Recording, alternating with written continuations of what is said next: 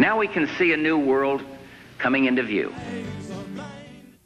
The papers I have before me show Mr. Morris Dees. Let's talk about the background of this man, Morris Dees, his political background, his business, how this transference of funds took place after Morris Dees was in effect overnight made a wealthy man through this buyout mechanism. Then he went into in this country, and for that he has performed his duties very well. Now, Jim, argument by Maureene Dees' lawyer himself was to the court, both these people are two pieces of trash, but it's just not right for trashy Morris to keep all the money and Maureene not get any. That was the final decision. No, I want the trooper. I want the chief of police. I want the pastor of that church that invites this criminal, charlatan, to speak to his congregation or to his Christian school or to the police force. I want Morris Dees to be exposed for what Morris Dees really is. Morris Dees is a vile person. I don't want to shoot Morris, but I'd sure like to shoot that white horse. well, Jim, I think in summation, and once again I would like to stress to our viewers that what we have discussed here is literally the tip of the iceberg. We have sat in the archive building in Montgomery, Alabama, and have stared in amazement as we have gone through for hours, literally hundreds and hundreds and hundreds of pages of documentation that Morris tried to have expunged from the record, but he wasn't able to do it, thank God. And Jim, for a while, is it not true that before we went to the archives, that Morris Dees was trying to deny the existence, or rather the veracity of this information that was in circulation? The first divorce papers that came to me through the mail in a manila envelope without a signature or return address. The person that sent it to me knew that I would act on it, so he sent it. Unfortunately, the first of these papers that I put out were retyped. They took I call them hot pages. They took the hot pages out of all this mass of paperwork, and somebody typed it out in deposition form. Unfortunately, they misspelled a lot of words. They left out stuff. And they didn't add anything, and it's basically the truth. But it gave them plausible denial. When the lawyers in Montgomery were contacted by a very good writer from the Portland Free Press, the lawyers said the only thing that is authentic about all that is the lead page. Well, that wasn't exactly true. And then after they'd done that, the lawyers denied, the lawyer secretary denied that anybody had ever asked.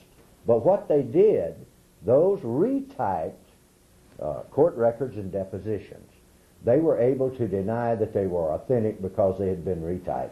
These have not been retyped. They are certified, they are true, and they tell this horrible, heinous story of this man's character. I want one real good look into who this man really is and what he thinks of himself. And it's best expressed in Joe Levine's cabin. He brought his mistress, Vicki, from Birmingham, and his wife, Maureene, into Joe Levine's cabin on Lay Lake in central Alabama. And the purpose was to see which one loved him the most. And he said, and I quote, had his shoes off, "I'm going to put my socks and shoes on, girls, and I'm going home with the one who convinces me that she loves me the most. Now you can start anytime you want to. I want you to tell me why you love me." He wound up staying with them both. Vicki was 5.5 months pregnant, and he paid for the abortion, and it's part of this record. And it is important. It is important because this man has no qualifications as a moral leader. This man should not be a government employee. This man should not receive 1 cent tax money for his vileness and his vile lifestyle.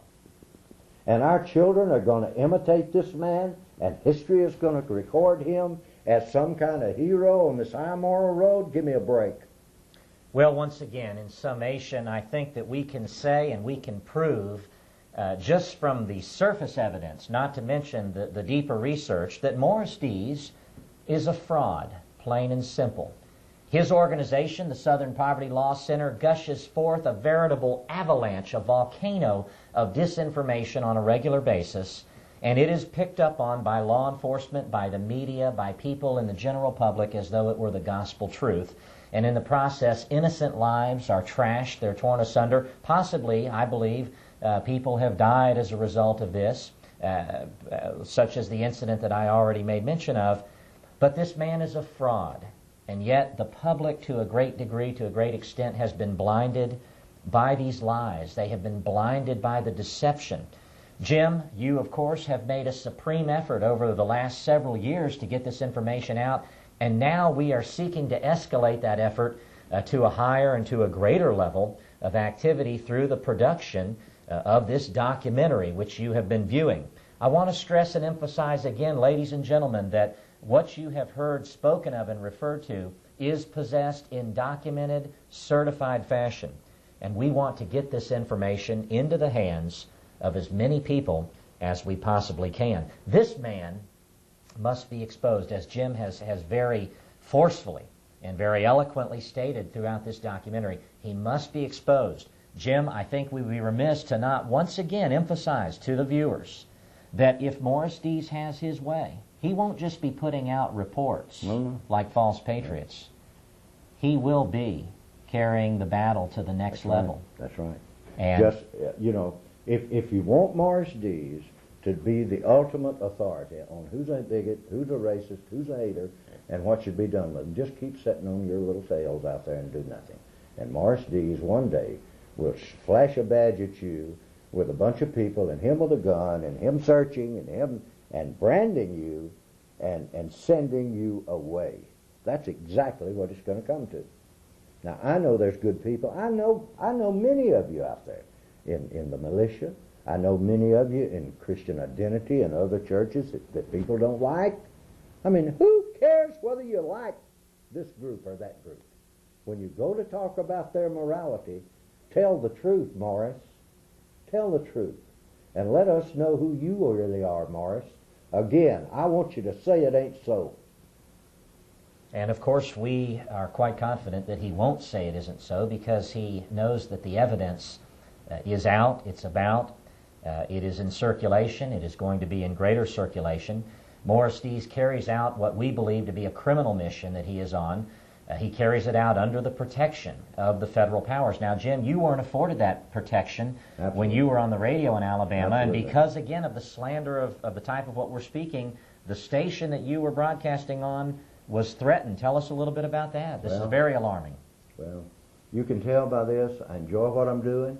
I'm good at doing my homework, my research. I know this man. I know him inside and out. I know what kind of person he is, and I know what he's doing. I did that on the radio. I did it for over a year, 5 days a week. Supposed to have an hour a day, but when I got really going, the guy'd give me 2 hours. People didn't like it. Not the average working person, not the person who wanted to know why these things are. No, they loved it. I mean, they would call, we had a great time.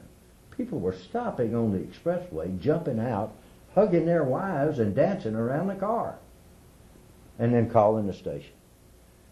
However, they finally decided it's over, we're going to get rid of this guy. They called the station owner and the program manager to this office. This brute stood up over them, salivating and screaming, and said, and I quote, "We've got automatic weapons with lasers. We've raised $100,000. We've contacted the JDL and the Southern Poverty Law Center, and Morris Dees wants Jim Floyd's certain part of my anatomy. He's got 1 week," the man said, "or we'll blow the station up." I went to the FBI. The station owner swore a statement. The program manager told him exactly what happened. Guess who the FBI investigated? Me. Absolutely me. Now, if we're talking about free speech here, I have my right to speak, Morris. I'm speaking out of your life, son. This is your record. This is who you are. This is the vile, vulgar person that we're turning loose on our police chiefs and on our students, on our young people in our college. He shouldn't be there.